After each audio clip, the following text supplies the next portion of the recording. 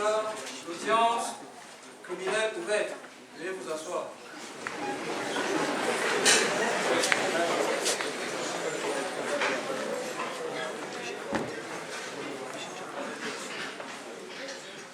Maître Gogo, délit les affaires inscrites au rôle. Ministère public contre Corazok Chancellor. Présent. Premier du rôle pour pratique d'homosexualité, pédophilie, vagabondage sexuel, fornication, infidélité, adultère, trafic sexuel, condamné par le Code de vie en son livre de Romains, article 1, alinéa 27.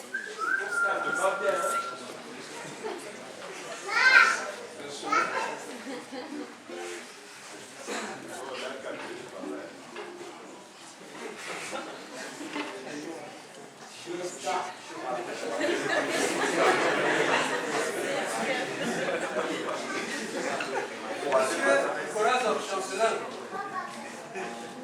Votre honneur. C'est bien cela que nous avons. En effet. Je vous allez vous citer lorsqu'on vous appelle à la barre. Nous ne sommes pas ici pour blaguer. Dans tous les cas, de quelle nationalité êtes-vous, s'il vous plaît? J'en ai plusieurs. Quelle est celle que vous avez actuellement? Parce que ici au Cameroun, je suis Camerounais. Ah, vous êtes Camerounais. Êtes-vous marié? Naturellement. Avez-vous des enfants en charge? Évidemment. Comprenez-vous les faits qui vous sont reprochés? Oui. Vous plaidez coupable ou non coupable? À votre avis. Ce n'est pas une réponse, c'est une question ouverte. Oui ou non, vous plaidez coupable ou non coupable? Non coupable. Non Monsieur coupable. votre honneur. Maître, veuillez administrer le serment à l'accusé. Monsieur Corazok Chancellor, de quelle obédience religieuse êtes-vous? Je suis un chrétien très engagé.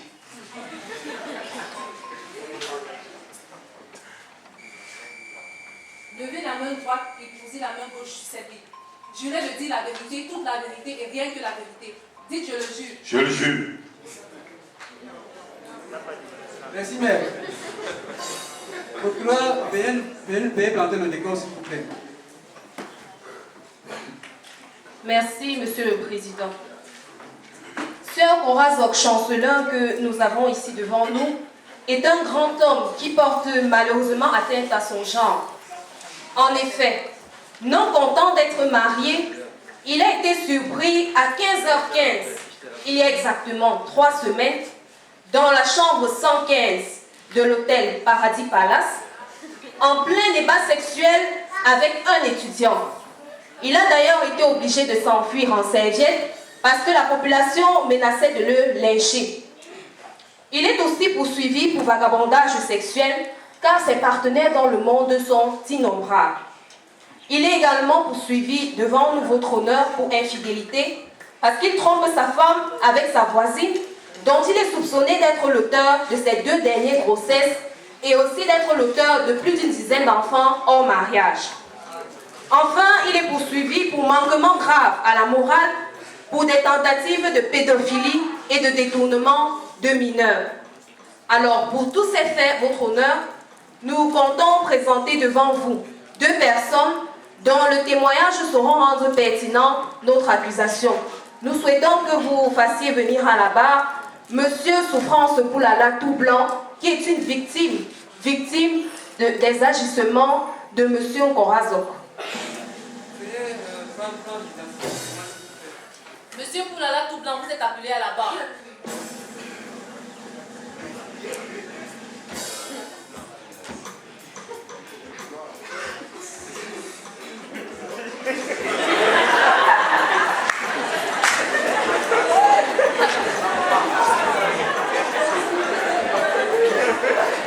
Mais veuillez identifier le témoin.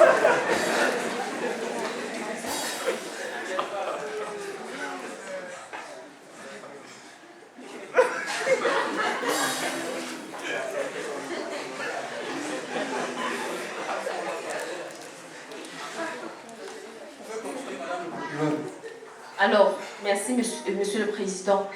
Monsieur Poulala tout blanc, pouvez-vous dire à ce tribunal qu'est-ce que vous faites dans la vie? Madame, je suis étudiante. Vous êtes étudiant, c'est un peu vague. Pouvez-vous nous dire ce que vous faites exactement? Bon, en fait, il y a de cela quelques mois, j'étais dans un foyer, particulièrement la femme de ce monsieur. Alors, votre honneur, vous allez bien vouloir que le tribunal veuille bien excuser la voix de la victime. C'est juste que suite aux agissements et aux rencontres fréquentes entre M. Okoraso et M. Poulala, il y a une déformation de comportement et il y a aussi une déformation hormonale. C'est ce qui explique la raison de la voix que vous pouvez entendre.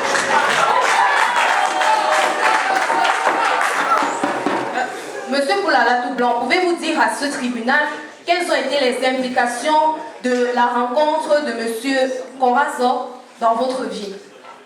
Madame, si je vous dis la vérité, c'est qu'il y a de cela quelques jours, je suis allée à l'hôpital. On m'a dit que je suis sidérée et je suis sûre que je n'ai pas d'autre partenaire en dehors de M. Koraso. Celui qui m'a transmis la maladie là. Et de deux, si je vous montre bien ce que je suis, actuellement, il y a quelque chose qui coule pour en bas.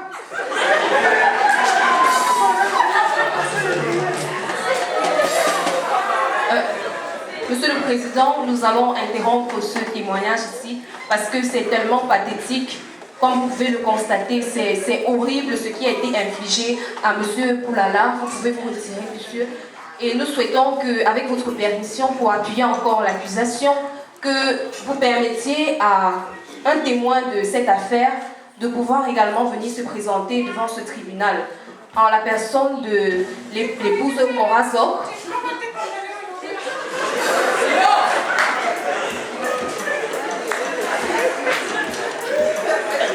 Je t'écris, tu me vois ici. C'est mademoiselle Koraso, madame Koraso, épouse Koraso chancelier. Elle fait quoi ici? Silence! Si pas l'argent de fuir. Silence! Je m'enfuis. Silence! Alors, merci madame Koraso pour votre courage, parce que ça ne doit certainement pas être Ça évident. va que tu me détestais. Mais pas jusqu'à ce point. Silence! Ça ne doit pas certainement être évident de venir ici témoigner contre un homme avec qui vous avez partagé 15 années de vie commune. Alors, pouvez-vous dire à ce tribunal qu'est-ce qui se passe exactement dans votre foyer depuis il y a exactement 2 ans? C'est avec un cœur meurtri que je m'en vais ici vous conter les merveilles entre guillemets de ce fainéant qui se dit responsable. Mais je le suis.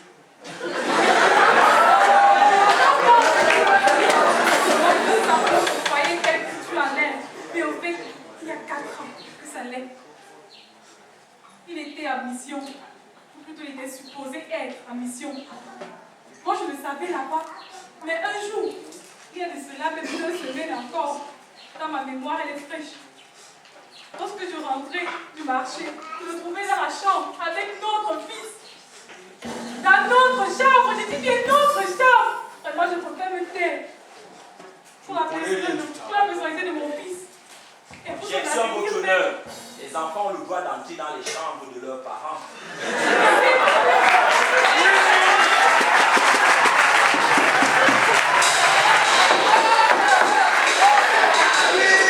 Votre honneur, le ministère public n'entend pas se contenter de l'objection de maître raison, mais nous voulons ici demander à madame Koraso, pouvez-vous nous dire, au-delà des accusations que vous venez de porter à l'encontre de votre mari, quelles ont été les conséquences de son comportement à votre niveau, au niveau de la société? Comment est-ce que vous êtes perçu désormais? Là, en effet, je m'appelle compris encore.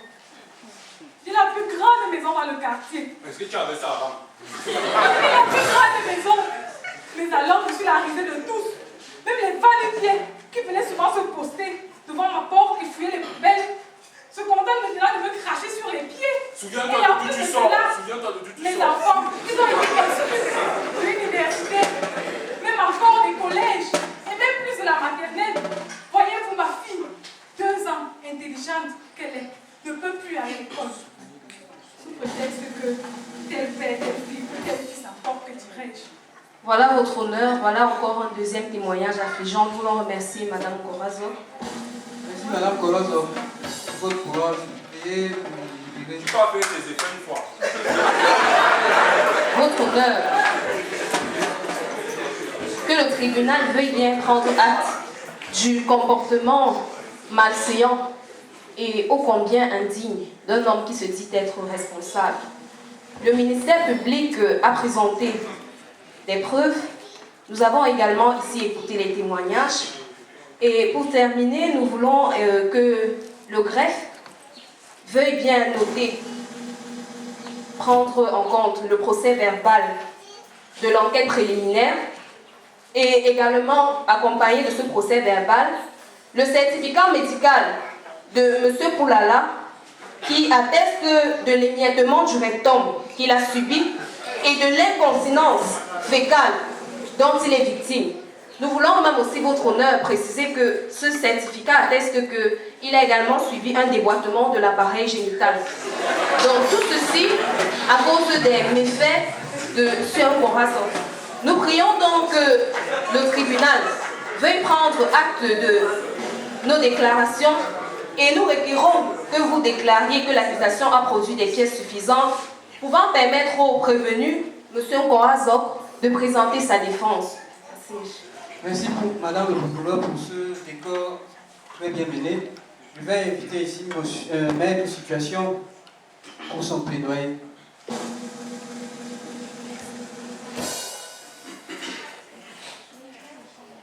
Merci, votre honneur, de me passer la parole pour défendre mon client. C'est Corazon que voici. Permettez avant tout que je lui pose quelques questions. Monsieur Corazon, chancelleur, pouvez-vous dire à la cour la profession que vous exercez et que faisiez-vous en compagnie de votre étudiant? Merci, maître. En effet, je suis professeur d'université. J'enseigne la psychologie et la gynécologie. Et depuis un certain temps, il est bien qu'on donne des leçons. Mais alors, quel genre? Une éducation sexuelle à certains enfants, parce qu'ils se comportent mal. C'est dans l'exercice de mes fonctions que je me suis retrouvé dans le thème avec un de mes étudiants. Mais c'était strictement dans l'exercice de mes fonctions. Et une bande de je ne sais quoi, bien après, je vais leur porter plainte. À mon intégrité physique, ils se sont voués sur moi et m'ont couvert de coups. Je comprends, monsieur Corazon. Moi, je suis offensé. Je comprends votre déception, je comprends. Reconnaissez-vous, monsieur Poulala Dublanc, que voilà. Je suis professeur d'université, je vous en prie. Je suis une personnalité de ce pays. Et beaucoup d'étudiants traversent devant moi, monsieur Poulala.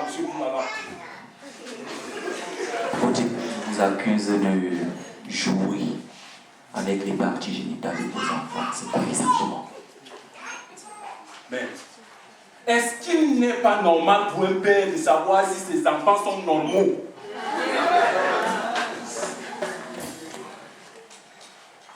C'est juste que je dois leur enseigner certaines choses.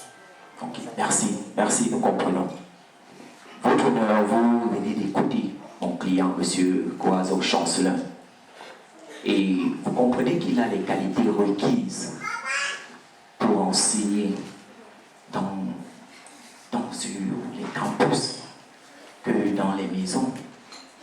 Et vous comprenez également que ce dernier a le droit de prendre soin de ses enfants, tant sur le plan sur la sexualité. Et puis, conformément au code de vie, en son livre de Proverbes 22 alinéa 6, qui dit d'instruire l'enfant dans la voie qu'il doit suivre. Alors c'est l'instructeur que la nation recherche, vous comprenez? Vous voyez qu'il prend soin en fait des enfants de la nation, de notre nation. Je vous prie par conséquent, votre honneur, de reconnaître mon client non coupable. Je vous remercie. Merci, maître, situation pour vos citoyens. Je m'en vais comme ça demander également à madame le procureur de ses conclusions pour cette affaire. Merci, votre honneur. Vous faites bien, maître situation, de sortir les propos de notre code de vie, de son contexte. En effet, c'est bien beau ce déferlement de paroles, mais nous ne saurions perdre de vue la ratio legis, la raison d'être de ce procès. Notre code de vie réprime durement les pratiques dont sont accusés Sieur Corazon. Quels que soient les motifs, quelles que soient les motivations, la disposition du livre de Romains, en son article 27, alinéa 27 et 32, stipule clairement que est puni de mort, sont punis de mort tous les hommes qui, abandonnant l'usage naturel de la femme, s'enflamment dans leur désir les uns contre les autres. Votre honneur, c'est pour une question de temps que nous n'avons pas voulu faire intervenir devant cette cour d'autres témoins ou bien d'autres victimes. Monsieur Corazon est décrit comme un amant très passionné et très jaloux. Alors il est hors de question qu'il vienne prétendre devant cette cour qui ne reconnaît pas Monsieur Poulala, à qui il paye la chambre, à qui il paye les fournitures pour ses études, à qui il a offert un voyage à Kribi il y a exactement 2 mois. N'est-ce pas là une attitude bien douteuse? Objection, votre honneur. Il n'y a aucune preuve de ces affirmations à l'endroit de mon client. Alors nous voulons donc juste que le tribunal veuille retenir que le salaire des méfaits de M. Corazon, c'est tout simplement la mort. Il est logique que maître situation veuille tirer la couverture de son côté entre guillemets, mais le ministère public entend produire les factures de toutes nos allégations et il ne sert donc à rien d'objecter au risque de paraître tout simplement ridicule.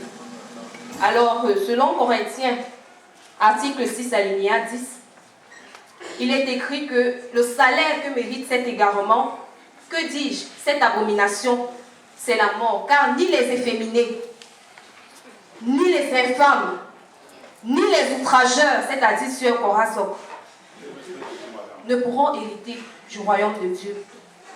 Donc tout simplement, ne méritent pas la vie. Nous requérons donc qu'aucune circonstance atténuante ne lui soit accordée et que ce tribunal veuille bien condamner Sieur Corazon aux peines prévues par notre code de vie, c'est-à-dire la mort. Merci madame le procureur pour vos réquisitions. Alors monsieur Corazon, après tout ce qui a été dit, avez-vous quelque chose à ajouter?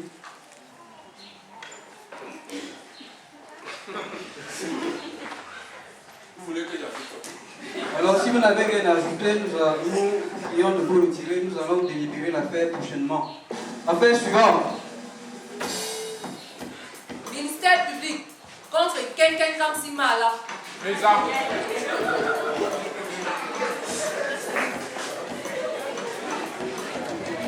Deuxième du rôle, pour pratiques sectaires et occultes, consultation des marabouts, des morts et même des crânes, excès de rites traditionnels, condamné par le Code de vie en son livre de Deutéronome, article 18, alinéa 10 à 12. Tout ça commence. Silence, vous n'avez pas la parole, monsieur Genken Kamsimala. Alors, Genken Kamsimala, c'est bien ça votre nom? C'est ça mon nom. Ok. De quelle nationalité êtes-vous? Je suis Camerounais. Camerounais. Je suis Camerounais depuis ma naissance. Êtes-vous marié? Je suis pas encore marié. Avez-vous des enfants à charge? Je n'ai même pas les enfants à la charge, c'est le comptable que je mets à la charge. Alors, continuez l'histoire.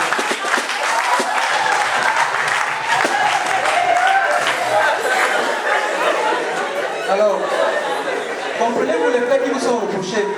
Oh mais bon, je suis choqué. Je suis choqué. Oh ça pourrait être long.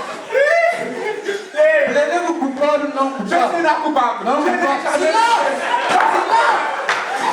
laissez ma main de pas mon problème. Même si vous conseillez, administrer le Je suis là serment, coupable. Je monsieur. n'ai jamais coupé. Jamais. Je dis silence. De quelle obédience religieuse Monsieur Kekem Kamsimara, de quelle obédience religieuse êtes-vous? Je n'ai pas les obédiences religieuses. J'ai apporté mon Dieu. Mon Dieu est dans mon sac. Vous allez vous lever jurer sur cette ligne. Posez la main gauche, levez la main droite. Jurez de dire la vérité, toute la vérité et rien que la vérité. Dites je le jure. Je le jure, je le jure. Madame le procureur, vous avez la planté le décor. Merci, Monsieur le Président. Il était exactement 3h15, le 3 juin 2011, lorsque Sieur Mahala a atterri sur la toiture de la famille Kokolo, au lieu du carrefour sorcier. Il lui est également reproché d'appartenir à des cercles douteux, de consulter des marabouts et des magiciens qui sont d'ailleurs basés en Inde, et d'être abonné à la consultation des horoscopes. Plus grave encore, il a été surpris au carrefour dit 3 morts, en pleine consultation sur le cadavre de son arrière-grand-mère. Il est enfin soupçonné d'avoir aspiré de façon mystique le cerveau de 2 de ses camarades, qui sont d'ailleurs aujourd'hui internés à Jameau et que nous ne pouvons malheureusement pas faire témoigner. Pour toutes ces infractions punies par notre code de vie, le ministère public entend démontrer la culpabilité de Sœur Kamsi et qu'il plaise donc au tribunal d'accueillir nos moyens pour lui permettre de se pourvoir en défense. Merci, Madame le procureur. Maître Moukweb de la Lobe, vous avez la parole pour votre plaidoyer. Je remercie le tribunal de me passer la parole parce qu'il est vraiment très important que je défende mon client ici présent. Il faut me défendre. En fait, pour tabler sur ma défense, permettez-moi, Monsieur le Président, de poser quelques questions, ou une question tout simplement à Monsieur Gekem. Je voudrais demander, Monsieur Gekem, qui vous a appris à, à faire ces pratiques qu'on dit sectaires et exotériques, traditionnelles et tout le reste? Mais c'est mon père. C'est mon père, ma mère. Depuis que je suis né. Merci, monsieur Gekem. Est-ce que je dis? Merci. Mon père, ma mère m'a appris à... Oui, vos ancêtres. Voilà, Merci. mes ancêtres, ma grand-mère aussi. Ok, excusez mon client, il doit être très retourné par cette situation. Je ne suis pas D'accord. retourné, je suis contourné. Je voudrais... Calmez-vous, monsieur Gekem. Pour assurer la défense de mon client, permettez-moi de vous citer dans notre très cher code de vie, dans le livre d'Exode, article 20, alinéa 12. Cette parole qui dit: honore ton père et ta mère, afin que tu vives longtemps dans le pays que l'Éternel, ton Dieu, t'a confié. Alors, dites-moi, monsieur Gekem, ici présent, en faisant ces pratiques sectaires, ce sont ses parents qui lui ont appris cela. Et tout ce qu'il fait, c'est honorer son père et sa mère. Alors, pourquoi madame le procureur ne veut pas que monsieur Kamsi ne vive pas longtemps? Il veut que je m'aide. Pourquoi il veut que je m'aide?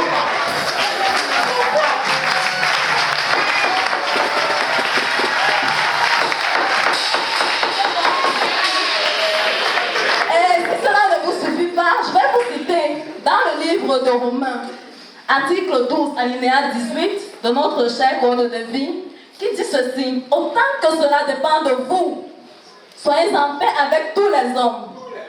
Excusez-moi, on dirait tous les hommes.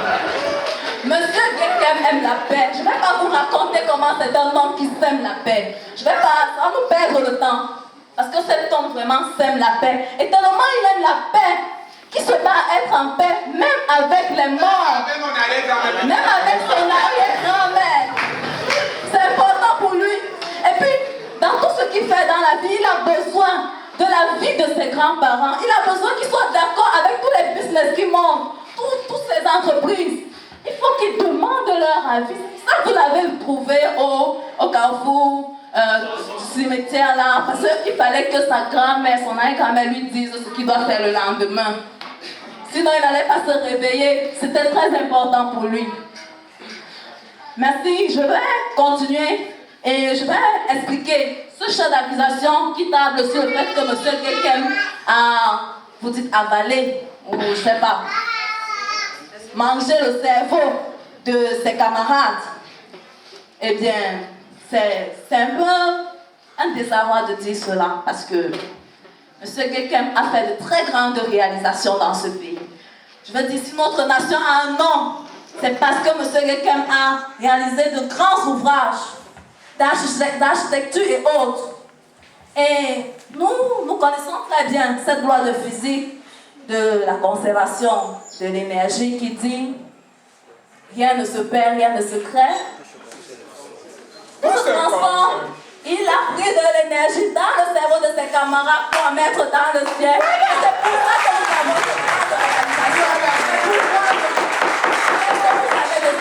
Vraiment, je ne vais pas continuer à vous dire combien M. Kekem est quelqu'un de très honorable, mais je vais juste demander au tribunal de voir M. Kekem comme quelqu'un de très honnête, comme un homme qu'on doit respecter dans ces nations.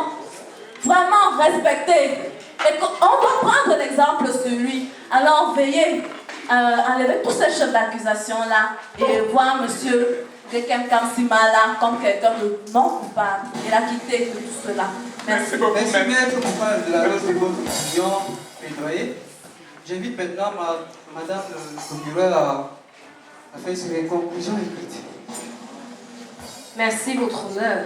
Maître de la loge, vous faites bien de vous emballer ainsi, car vos motivations ne sont que vaniteuses. D'ailleurs, votre nom parle à lui tout seul, maître Moukouagné. Mais nous voulons dire tout simplement que le ministère ici devant n'est pas là pour s'épancher ou bien pour s'étendre dans de longs arguments qui sont vains. Nous ne sommes pas non plus là pour rentrer dans les méandres de la vie scabreuse, que dis-je, vaniteuse même, de Sir Kamsimala. Alors nous voulons tout simplement dire volonté non fit injuria. Nul ne peut se prévaloir de sa propre turpitude. Que les motivations, que les raisons, que les constatations dans la vie de M. Mahala nous amènent à tirer des conclusions selon lesquelles il est légitime pour lui d'aller déterrer le cadavre de ses aïeux. Je ne sais pas si nous pourrions marcher dans cette ville, tellement il y aurait des cadavres, Monsieur le Président. Alors, notre code de vie est clair et je vais tout simplement vous donner une disposition en son livre de Deutéronome, article 18, alinéa 11 à 12. Que personne ne consulte ceux qui invoquent les esprits ou qui disent la bonne aventure ou qui interrogent les morts, car quiconque fait ces choses est en abomination à l'Éternel. Et notre code de vie dispose également dans son livre de Deutéronome 24, de Deutéronome 4, alinéa 24. L'Éternel, votre Dieu, est un feu dévorant, un Dieu jaloux. Il ne partage sa gloire avec aucun autre. Sir Mahala ne peut donc pas venir ici nous dire qu'il tire sa gloire de ses aïeux et de ses ancêtres et qu'il prétende vouloir honorer la mémoire de ses parents. Alors, pour tout cela, nous prions juste que le tribunal veuille constater les violations manifestes à ces dispositions et qu'il punisse Sir Mahala de la peine la plus dure, qui est la peine de mort. Non, mais objection, comme le public, c'est la peine la plus basse. Madame le procureur. Je suis non coupable. Mon avocat a déclaré que je suis non coupable, mais. Monsieur Kekem Kamsimala, veuillez vous taire lorsque je prends la parole. Je me tais. Étant donné que vous avez eu suffisamment d'occasions ici de pouvoir nous poser le concret, je vous prie de vous retirer. Nous allons passer à l'affaire suivante. Et votre affaire sera mise en délibéré. Je suis non coupable. L'affaire suivante. Ministère public contre Kokobianko, attention.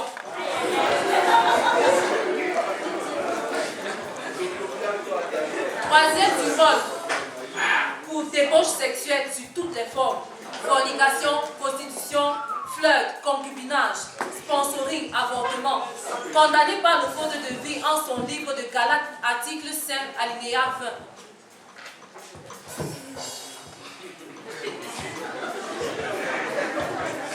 Madame Coco bien pour attention, c'est bien ça? Ouais, Coco, c'est suffisant.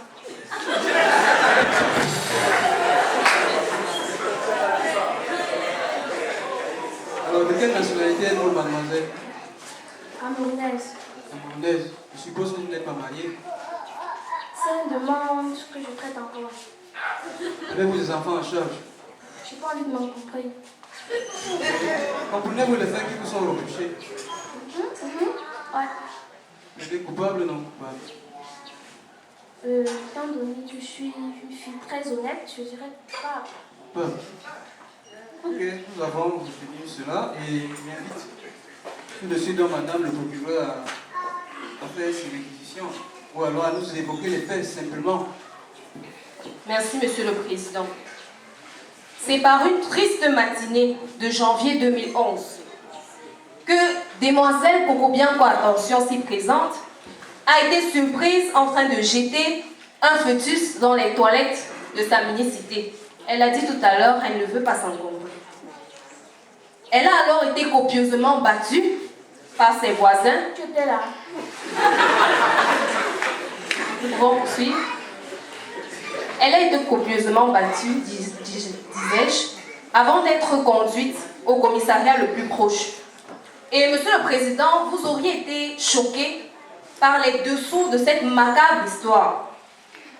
Non contente d'être criminelle, Mademoiselle, attention si présent, est aussi une allumeuse notoire. Elle se fait d'ailleurs vulgairement appeler au quartier arme nucléaire. Elle est championne du flirt et de la fornication. Elle a d'ailleurs battu le record en emmenant dans son lit tous, je dis bien tous les garçons de son amphi. Information que nous avons eue grâce à un sondage que nous avons réalisé sur le campus de la classe.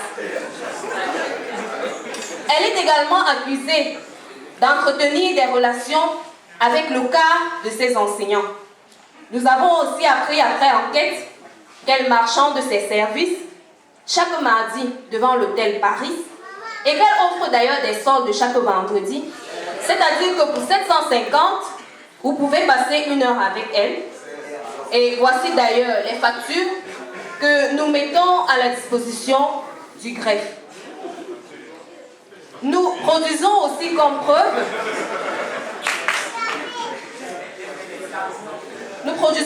preuve les certificats médicaux de 3 des victimes de Mademoiselle Attention.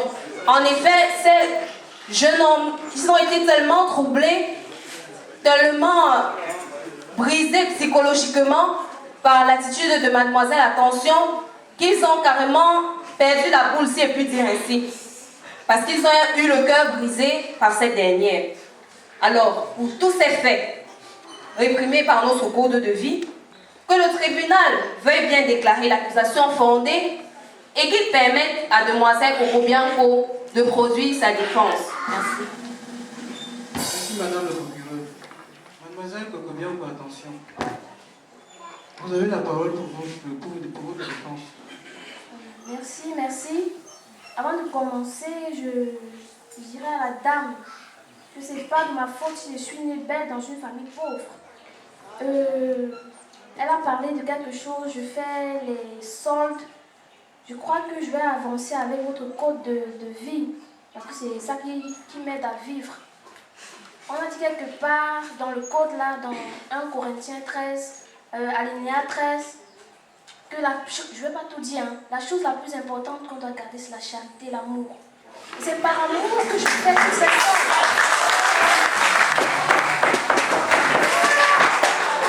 Et pour continuer, elle a encore dit, oh, je suis prostituée, je suis ceci, je suis cela. Je dirais dans le code également, on dit, dans le livre de Genèse, article 3, alinéa 19, l'homme mangera la sueur de son front. Et il y a plusieurs façons d'ailleurs. Si Étophus utilise son pied pour se faire de l'argent et que moi je suis une partie de mon corps, pourquoi est-ce qu'on va me condamner? La sueur qui coule sur son front, c'est la même qui coule sur le mien.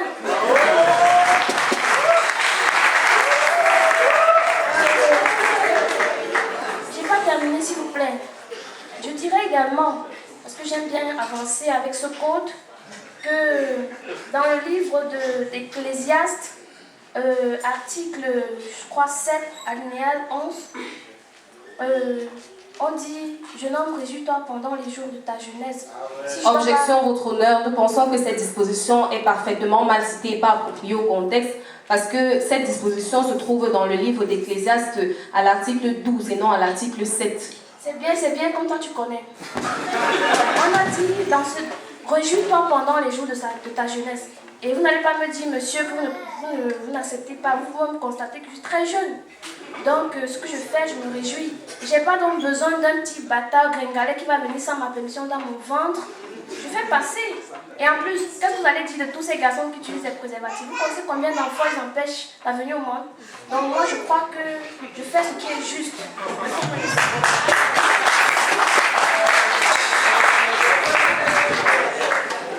Merci mademoiselle pour votre attention. Madame le procureur, vous avez la parole pour vos conclusions. Merci, Monsieur le Président. Que le tribunal ne se laisse pas attendrir par cette sorcière au visage d'ange. Elle est une véritable calamité publique et bien malin se croirait-elle parce qu'elle se permet de citer hors contexte notre code de vie. En effet, lorsque vous parlez de sueur, mademoiselle, il n'a jamais été question de sueur produite dans des circonstances malhonnêtes. Que dis-je? Dans des circonstances dégradantes. Vous vendez votre corps et vous produisez de la sueur. Mais de quelle sueur il est question dans le livre de Genèse? Est-ce qu'il y a deux types de sueur? Nous voulons poursuivre en disant tout simplement que c'est tout à votre avantage de ne pas reconnaître cela. Mais notre code de vie, il est strict et il ne permet aucune dérogation. Vous parlez de vos partenaires, de vos collègues qui empêchent les fécondations de certains œufs. Mais notre code de vie dispose dans son livre d'Hébreux que chacun rendra compte pour lui. Et vous êtes devant ce tribunal, mademoiselle, pour rendre compte pour votre personne et non pour tous ses partenaires. Le moment viendra pour eux de rendre compte. Le moment est venu pour vous de rendre compte. Et le tribunal saura au moment opportun dire quelle est la sanction qu'il faut vous appliquer. Nous voulons citer ici les dispositions du livre de Galates en son article 5, alinéa 19, qui dit clairement que ceux qui pratiquent la débauche, les impurs, ceux qui pratiquent le dérèglement, n'hériteront pas du royaume et donc méritent la mort. Le livre de Proverbes également, en son article 24, alinéa 27, énonce clairement votre honneur que la prostituée est une fosse profonde. Vous êtes une fosse profonde, mademoiselle Bokobiango. Et nous voulons donc que le tribunal ne se laisse pas du tout séduire ou égarer par ces arguments, parce qu'il est également clairement dit en le livre d'Ecclésiaste, article 12, alinéa 1, « Jeune fille, vous pouvez vous réjouir, mais sachez que pour tout cela, vous devez être appelés en jugement. Et le moment du jugement est venu. Et qu'en réponse à ce jugement, nous prions que le tribunal applique la mort. » Merci madame le procureur. Non, c'est pas. S'il vous plaît, mademoiselle Bokobiango, attention, attendez qu'on vous donne la parole avant de la prendre. Soyez courtois envers la peau, s'il vous plaît. Et puis j'estime que vous avez eu assez de temps pour pouvoir vous défendre. Par rapport à tout ce qui a été dit donc, avez-vous quelque chose à ajouter? Je me mettais honnête, j'ai dit que je plaidais coupable. Ok, nous en prendrons encore. Veuillez vous retirer, s'il vous plaît. Nous rendrons donc la cour en temps utile. Affaire suivante. Ministère public contre Jason Banzan Jeannette. Gabriel Duron pour corruption, fraude, tricherie, réseau des notes et des concours, détournement, mensonge, condamné par le code de vie en son livre d'Ézéchiel, article 20, alinéa 44. Mademoiselle Jackson Banzan, j'en ai plus. C'est ça votre nom? De quelle nationalité êtes-vous? Je suis camerounaise aujourd'hui. Vous êtes camerounaise aujourd'hui? De toute façon, c'est cette nationalité-là qui nous intéresse ici. Êtes-vous marié? Je suis fiancée. Fiancé. Avez-vous des enfants à charge? Non. Comprenez-vous les faits qui vous sont reprochés? Plaidez coupable, non coupable? Non coupable.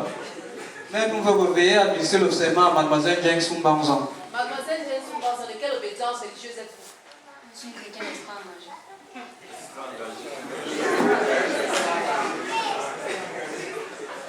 Posez votre main gauche sur cette Bible, levez la main droite. Jurez de dire la vérité, toute la vérité et bien que la vérité. Dites, je le jure. Ok, madame le procureur, vous avez la parole pour évoquer les faits. Merci, votre honneur. Mademoiselle Jiansu, ici présente, est une étudiante très paresseuse. Elle est réputée au quartier comme la plus grande dormeuse du secteur. Elle se fait d'ailleurs appeler la pionceuse. Elle est aussi poursuivie pour tricherie. En effet, ne vous fiez pas à son apparence angélique. Elle a développé des stratégies imparables dans le domaine. Elle est par exemple l'auteur de la méthode dite copier-coller. Elle est aussi l'auteur de la méthode dite repérage stratégique par l'œil gauche et un seul mot et je démarre. Elle est aussi une fraudeuse notoire, en ce sens qu'elle a été arrêtée avec en sa possession 24 actes de naissance. Et sa dernière nationalité était d'ailleurs la nationalité belge. Nous sommes bien surpris qu'aujourd'hui elle soit camerounaise.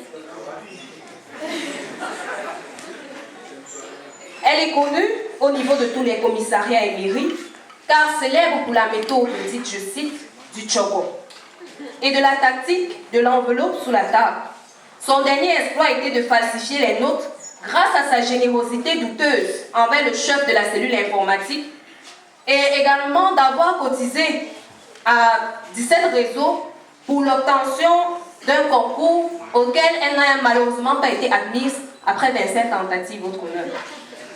Pour toutes ces infractions que ne tolère pas notre code de vie, nous prions que le tribunal puisse accueillir l'accusation fondée et qu'il permette à demoiselle James Plus de produire défense. Merci, madame le procureur. Maître Raison, vous avez la parole pour la défense de votre client. Merci, monsieur le président du tribunal. Je dois avouer que les notions de sémantique et les notions de grammaire nous échappent. Parce que j'admire l'ignorance de madame le procureur. Ici, présente. Le train de votre méchanceté roule sur les rails de mon indifférence. Monsieur, Maître Raison, soyez plutôt envers la cour, s'il vous plaît. Je vous en prie, monsieur le président. Je crois que nous confondons les termes. Ma cliente ici présente est coupable, mais je crois qu'en réalité, elle est non coupable. Parce qu'en réalité, ma cliente, vous l'accusez de tricherie, de corruption. Je crois que vous confondez. Est-ce que se renseigner, c'est tricher? Est-ce que frapper et s'identifier pour entrer chez quelqu'un, c'est se corrompre? Est-ce que s'entraider, c'est frauder? Je crois qu'il est écrit quelque part dans notre livre, le code de vie, que aide-toi le ciel t'aidera. Objection, votre honneur, que Maître Raison veuille bien nous donner la disposition de ce qu'il énonce, parce que nulle part dans notre code de vie, cette disposition ne figure. En effet, Maître Raison, cette disposition n'existe pas dans le code de vie. Veuillez vous en tenir à ce qui est écrit dans le code de vie. Je m'en tiens au code de vie. Si je m'en tiens au code de vie, il est écrit dans le livre de Matthieu, article 7, alinéa 7. Demandez et l'on vous donnera. Plus bas, il est écrit frappez et l'on vous ouvrira. Vous accusez ma cliente de réseau de concours. Mais je vous prie d'appliquer le principe de la non-rétroactivité des lois nouvelles. Ma cliente était toute petite et en plus, elle était noire à l'époque. Elle est devenue blanche. Et pour cela, il lui a fallu du temps pour avoir plusieurs fois rien que le concours d'entrée en 6e. Et c'est ce concours dont vous accusez ma cliente. Mais je vous prie, ma cliente subit un stress. Elle vous a dit tout à l'heure qu'elle était fiancée. Ma cliente devrait se marier depuis. Mais regardez à quel âge elle est encore sous les bas.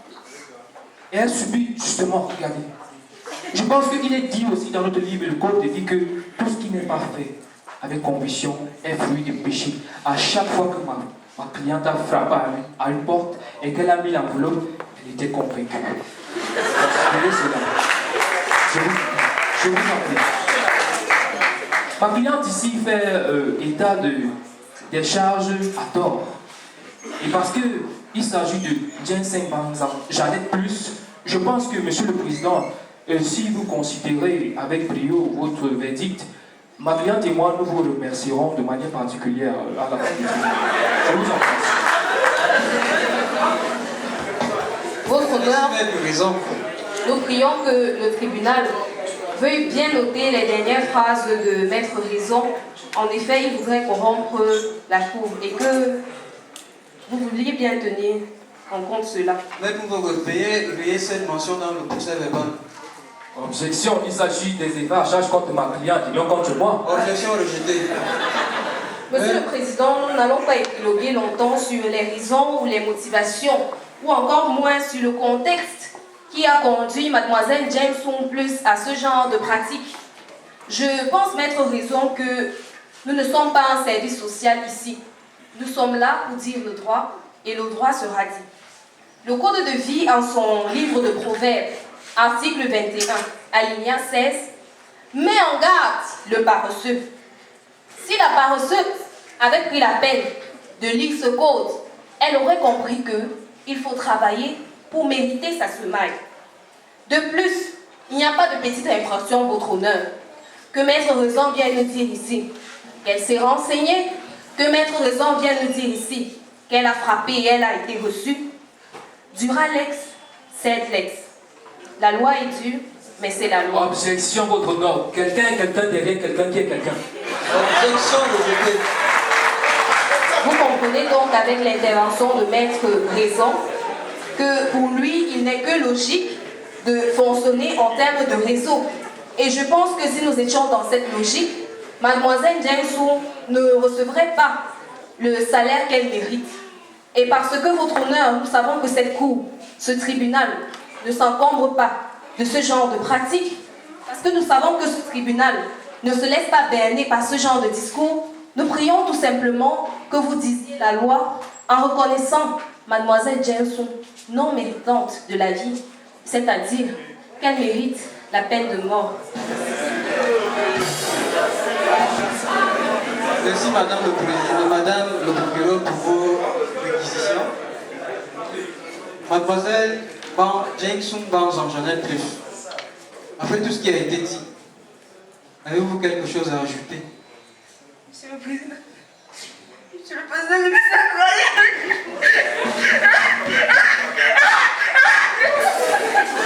Vous traumatisez ma cliente, vous voyez? c'est la société qui m'a Monsieur le fait que Président, se renseigner. ma cliente est traumatisée. Se renseigner, c'est bon. C'est bon, c'est bon. Le réseau, c'est bon. Oh, putain, m'arrête pour ça. Arrête pour ça. Voyons, arrête. Veuillez vous retirer, vous retirez votre représentant ici.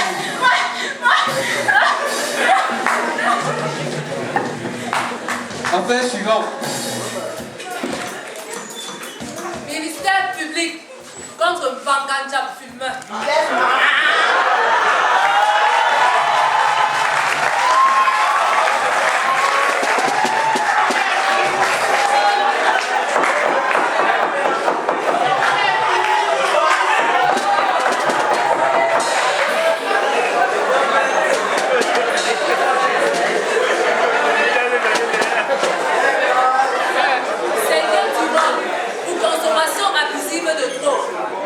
Et substances psychotropes, alcoolisme, dépendance, condamné par le Code de vie en son livre 1er de Corinthiens, article 3, alinéa 17. Merci, maître. Monsieur Vanganja Fulmer. Yes, man.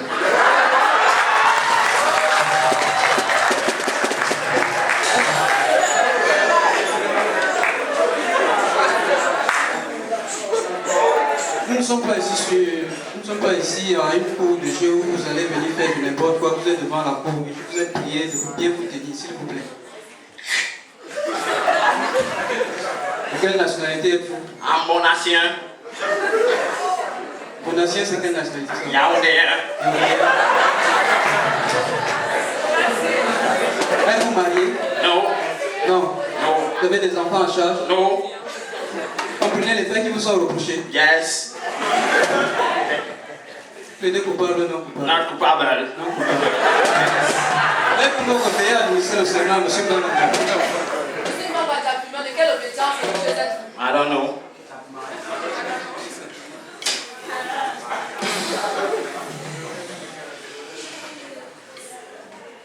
Posez votre main gauche sur cette Bible, levez la main droite. Jurez de dire la vérité, toute la vérité et rien que la vérité. Dites, je le jure. Madisoya.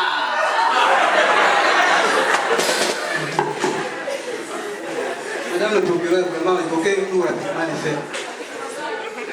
Merci, Votre Honneur, que le tribunal veut bien prendre compte dans son ratio décidenti du comportement paranormal, que dis-je, du comportement complètement déraisonné de Sir Mbanga. Monsieur Mbanga est un délinquant très connu dans cette ville, car ses pieds ont déjà foulé tous les bars de cet endroit. Je ne sais pas s'il existe un bar que ses pieds n'ont pas encore foulé. Il est poursuivi pour trouble à l'ordre public, car il a fait des caniveaux de chaque carrefour le lieu de sa couche.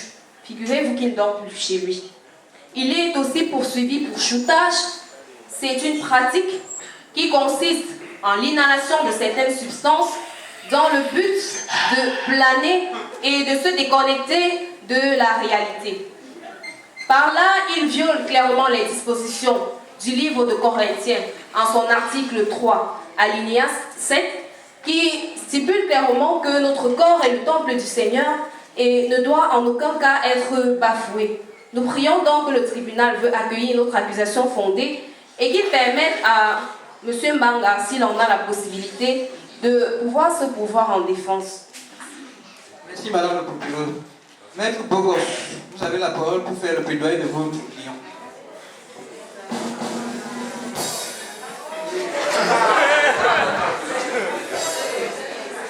Honorable procureur, j'introduirai mon plaidoyer par ce qui est écrit dans le Code de vie, dans le premier livre de Corinthiens, article 15, alinéa 33. La mauvaise compagnie corrompt les bonnes mœurs. Eh bien, en regardant mon client, il serait trop fastidieux pour nous de nous empêcher de lui coller sur le dos une étiquette de mauvaise compagnie. Et peut-être vous aurez raison, mais certainement vous aurez tort. Car mon client que voici est victime de mauvaise compagnie. Autrefois, qu'il était jeune, il crut que dans ce monde, on pourrait évoluer et s'en sortir en ayant pour détermination comme mot d'ordre. Et c'est ce qu'il fit jusqu'à ce qu'il obtient ses différents concours avec brio. Mais malheureusement, le désespoir, lorsqu'il présentait son dernier concours, il comprit qu'il faut autre chose que la détermination. Mais quoi? Je ne sais pas.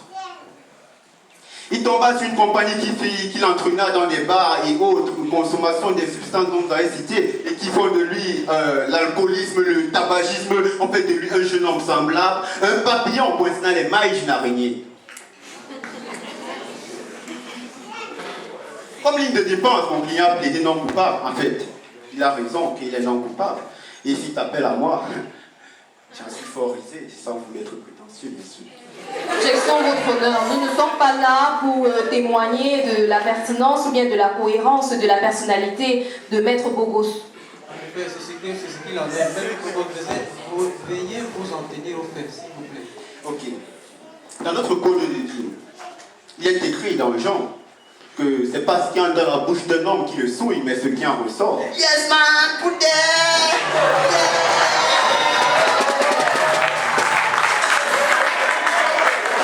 Condamnez-le pour ce qui aurait pu sortir de sa bouche, qui aurait pu transgresser notre code de vie, et non pour ce qui en est entré. Il a aussi dit, mangez de tout ce qui se vend sur le marché sans vous acquérir de quoi que ce soit par motif de conscience. Qui ici peut me prouver qu'on ne vend pas des boissons dans les bars, des banques parfaites, autres, dans les bars? Personne.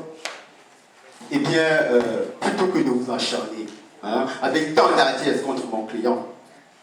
Voyons l'homme bon qu'il est. Notre société est tellement bien faite. Il y a des centres de rééducation, des cures de désintoxication. Mes propos sont loin d'être une résignation, car je maintiens. Mais je crois plutôt que, selon ce qu'il est écrit dans le 2e livre de Timothée, article 2, alinéa 22, jeune homme fuit les passions de la jeunesse. Et comment le jeune homme fuira-t-il les passions de la jeunesse si nous, si vous, ne lui donnons pas le sens pour sa fuite? J'en ai terminé. What a picture, man! Silence! Madame le procureur, vous avez la parole pour vos conclusions écrites. Merci, Monsieur le Président. Maître Bogos, vous faites bien, comme il est de coutume, de sortir encore les propos de notre code de leur contexte. En effet, s'il est dit que le jeune homme doit fuir les passions de la jeunesse, les alinéas qui suivent disposent clairement dans le même texte que vous venez de citer que si M. Mbanga avait recherché avec ceux qui, d'un cœur pur, cherchent le Seigneur, il n'en serait pas là. Vous parlez de mauvaise compagnie, vous parlez de la société qui l'a corrompu, vous parlez de la société qui le rend tel quel. Nous sommes désolés et nous le répétons encore, nous sommes là pour dire le droit. Et ce qui est prévu selon notre code, c'est que vous ne pouvez ignorer le pretium doloris, c'est-à-dire le préjudice que ce Mbanga fait subir à cette société. Vous dites que c'est ce qui entre qui corrompt l'homme, que c'est ce qui sort qui le corrompt. Mais je suis désolée, des études réalisées par un institut américain en 2005, votre honneur, ont clairement prouvé que le Ndjaman, si on peut dire ainsi, ou alors le drogué, est non seulement un danger pour sa propre personne, mais aussi un danger pour les personnes qui l'entourent. Donc, M. Mbanga est non seulement une plaie pour lui-même, mais il est aussi une plaie pour notre société. Et notre code dit clairement que ce que vous faites ne soit pas objet de scandale. M. Mbanga est un scandale pour nous. Bikoubi, oh Bikoubi, Bikoubi. Le livre d'Éphésiens, en son article 5 alinéa 18, dispose que nous devons être remplis de l'esprit. Et au lieu d'être remplis de l'esprit, Sœur Mbanga s'enivre, se remplit de vin, se remplit de drogue. Et avec ça, vous voulez que le tribunal cautionne ce genre de comportement? Nous sommes désolés. Notre code est clair. Si un membre est un obstacle pour l'épanouissement du corps, ce membre doit être coupé. Et ce membre qui mérite d'être coupé, votre honneur, c'est M. Mbanga. Il ne mérite pas de continuer à vivre au milieu de nous. Il ne mérite même pas d'être assis au milieu de nous. La preuve. Alors nous requérons tout simplement que le tribunal veut retenir ce genre de comportement et qu'il déclare Sœur Mbanga coupable et qu'il lui administre la peine de mort. Merci, Madame le procureur, pour vos brillantes conclusions que vous faites. Monsieur Mbanga Ndjab, lui-même. Yes, man. Après tout ce qui a été dit, je ne sais pas, avez-vous quelque chose à ajouter? Yes, man. I need something to tell.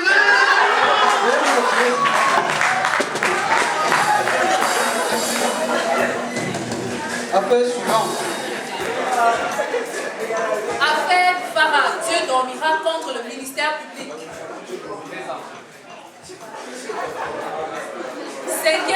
6e du rôle pour religiosité à outrance sans foi, activisme religieux, débauche religieuse, vagabondage religieux, condamné par le code de vie en son livre de Matthieu, article 23, alinéa 40.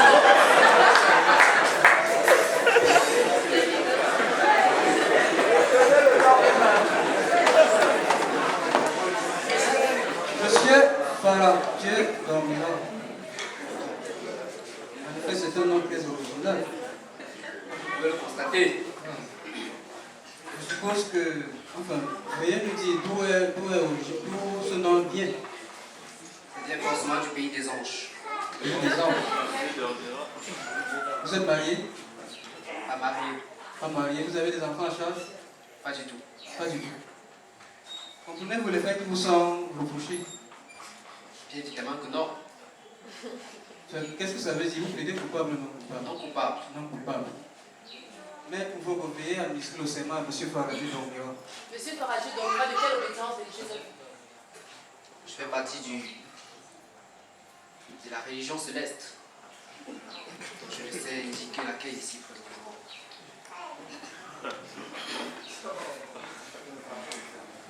Posez votre main gauche sur cette Bible. Levez la main droite. Jurez de dire la vérité, toute la vérité, rien que la vérité. Dites, je le jure. Madame le procureur, veuillez nous éclairer sur les faits. Merci, votre honneur.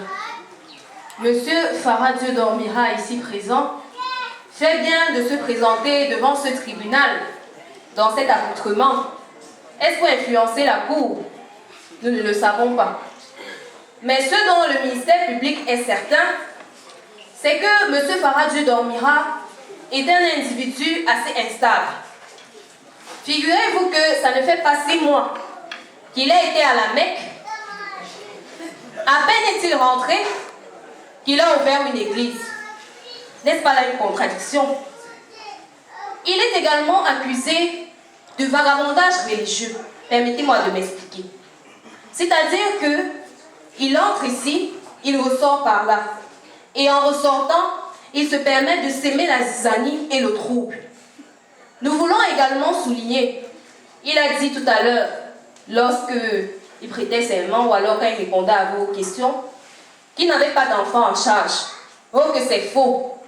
Monsieur Faradji Dormira est un individu qui dit des choses, mais qui ne les fait pas lui-même. En réalité, il prône partout les vertus de l'abstinence, les vertus de la fidélité. Mais, votre honneur, il est l'auteur d'exactement 17 grossesses.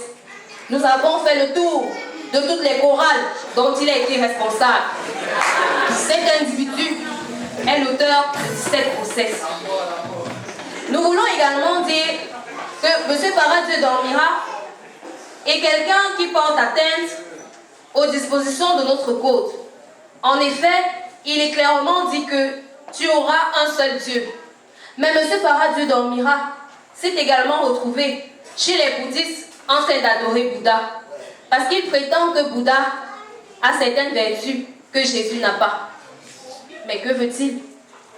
Voilà la raison pour laquelle nous prions que le tribunal veuille bien accueillir les accusations fondées pour permettre à M. Faradji Dormira de se produire en défense. Monsieur Fara, vous avez la parole pour votre défense. Que la paix du Seigneur soit avec vous.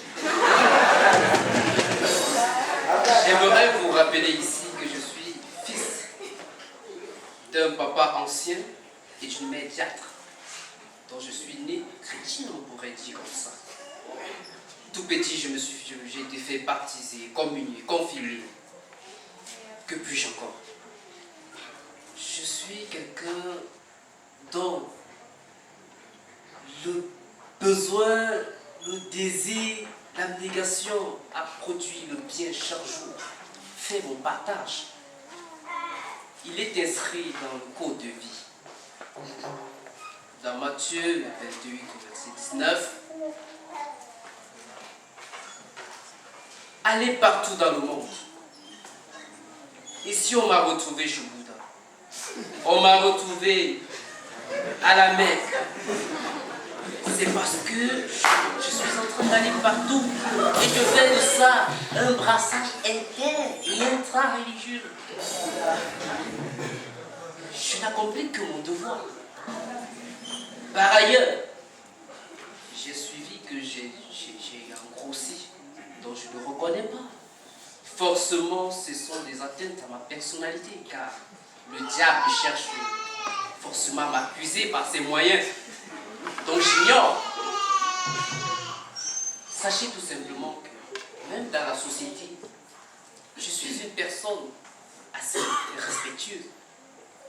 De grâce respective, au moins c'est mon accoutrement. Nous ne sommes pas ici pour... de grâce. j'ai pu aujourd'hui, grâce à ma consécration, aider les jeunes, que ce soit jeunes filles ou jeunes garçons, les orphelins, les veuves, aujourd'hui sont sous ma charge, tout simplement parce que je bénéficie au moins d'une éthique que Dieu m'a accordée. Donc comprenez ici que toutes ces accusations, je les ignore parfaitement. Je crois que j'ignore même ma présence ici. Merci, j'invite comme ça le ministère public à appeler le témoin dans cette affaire. Effectivement, votre honneur, pour contrebalancer les dires de M. Farah, nous voulons que le greffe introduise encore M. Kamsi, qui va venir ici faire des allégations qui vont vous surprendre. Monsieur Kenke Kamsimala, vous êtes appelé à la barre.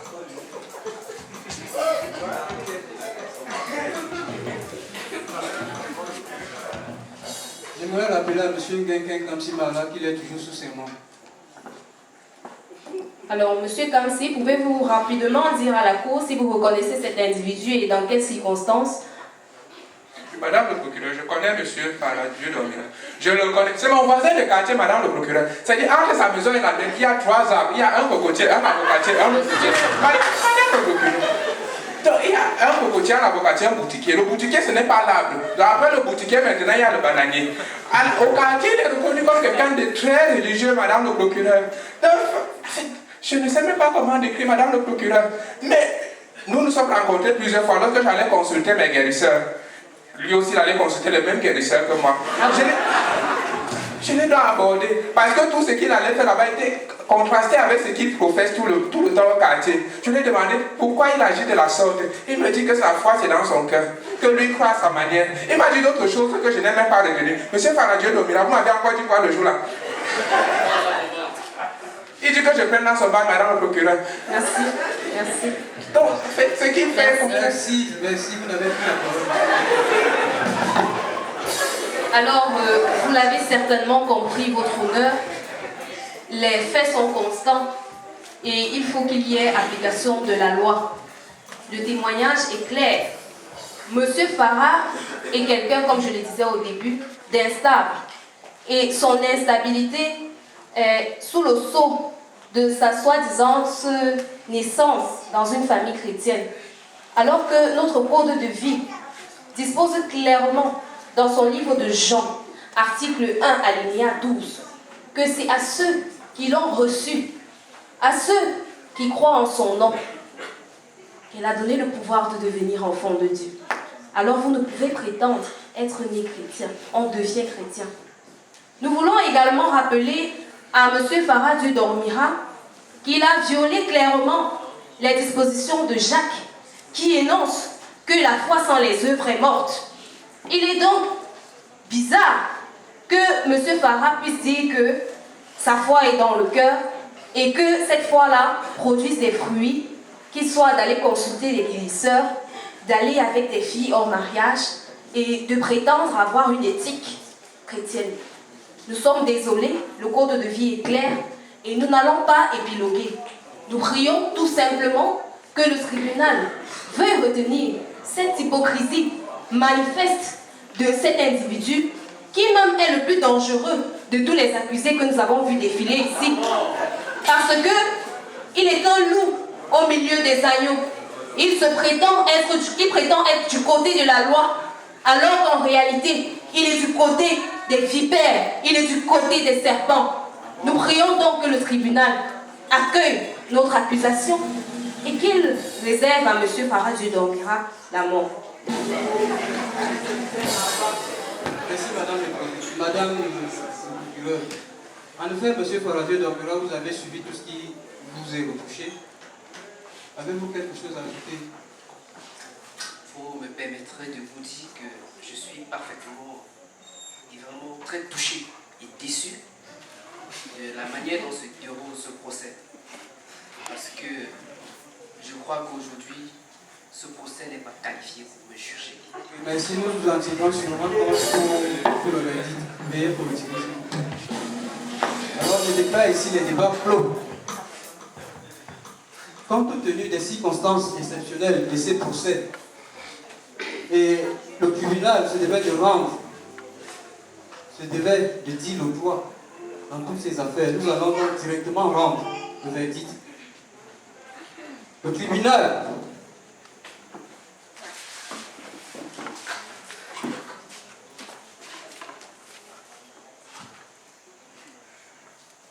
vu les pièces du dossier, puis les avocats des parties défenderesses allant en déclaration respective.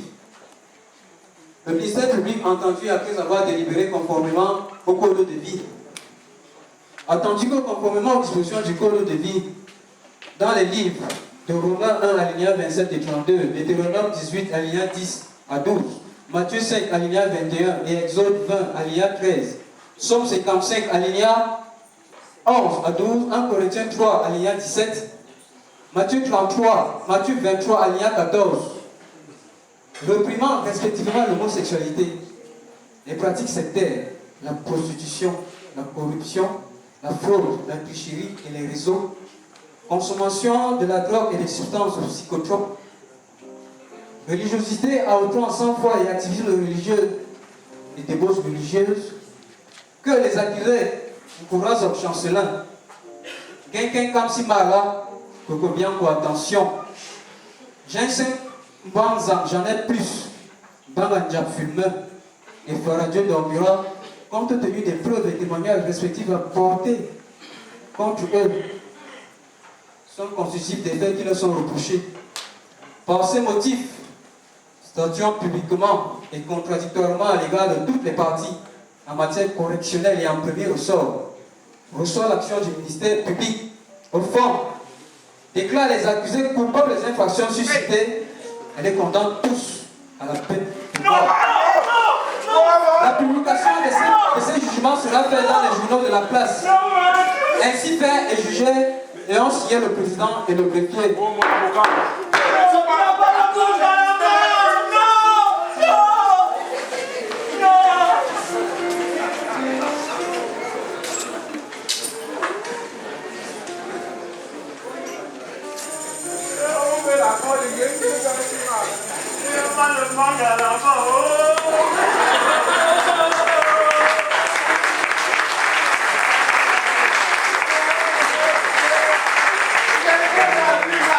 Thank you.